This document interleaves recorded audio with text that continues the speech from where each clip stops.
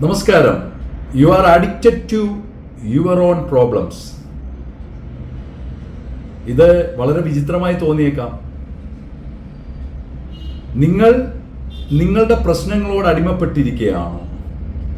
മനഃശാസ്ത്രപരമായി വിചിത്രമാണെങ്കിലും ആഴമുള്ള ഒരു സബ്ജക്റ്റാണ്. എന്തിനാണ് നമ്മളുടെ പ്രശ്നങ്ങൾ അല്ലെ വേദനകളോട് അടിമപ്പെടുന്നത്? ആർക്കെങ്കിലും അടിമത്വം ഇഷ്ടമാണോ? ആരെങ്കിലും അറിഞ്ഞുകൊണ്ട് അങ്ങനെ ചെയ്യുമോ? പക്ഷേ ചില നിമിഷങ്ങളിൽ നമുക്ക് ചില വേദനകളല്ലേ ഇഷ്ടം. നമ്മൾ വേദനകൾ തേടി അറിയാതെ പോകാറില്ലേ? ഒന്ന് ആലോചിച്ച് നോക്കി. മനസ്സിലായില്ല അല്ലേ? സിമ്പിളായിട്ട് ഞാൻ പറയാം.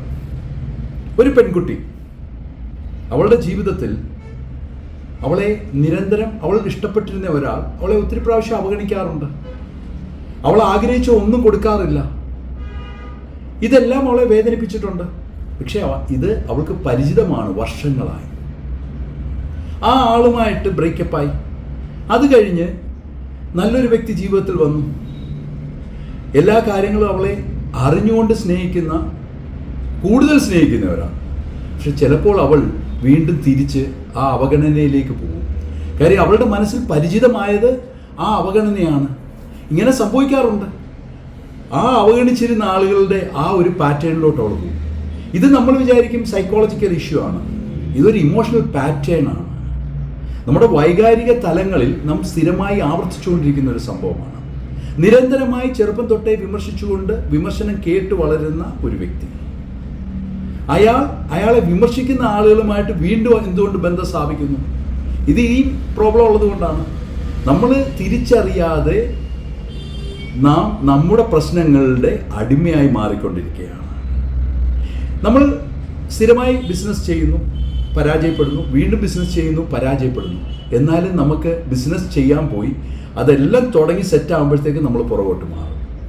കാരണം നമ്മുടെ മനസ്സിൽ ആ വിജയിക്കില്ല എന്നൊരു പേടിയുണ്ട്. നമ്മുടെ ജീവിതത്തിലെ ഈ പ്രശ്നങ്ങളെ നാം തിരിച്ചറിഞ്ഞാൽ വൈകാരികമായി നമ്മൾ ഫോളോ ചെയ്യുന്ന ചില കാര്യങ്ങളെ, നമ്മുടെ ബ്രെയിന് സന്തോഷമാണ് കൂടുതൽ ഇഷ്ടപ്പെടുന്നത്.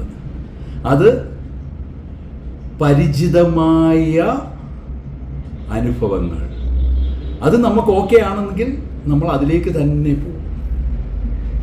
അപ്പം തീർച്ചയായും ഞാൻ നേരത്തെ പറഞ്ഞുകൊണ്ട് നമ്മളെ കംഫർട്ടിലാക്കാൻ ബ്രെയിൻ, മസ്തിഷ്കം ശ്രമിക്കും.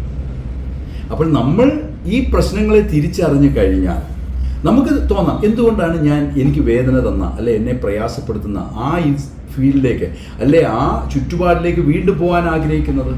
എനിക്ക് വേറൊരു നല്ല കംഫർട്ട് സോൺ കിട്ടിയിട്ടും ഞാൻ അത് കളഞ്ഞ് വീണ്ടും ആ വേദനയിലേക്ക് പോവുകയാണ്.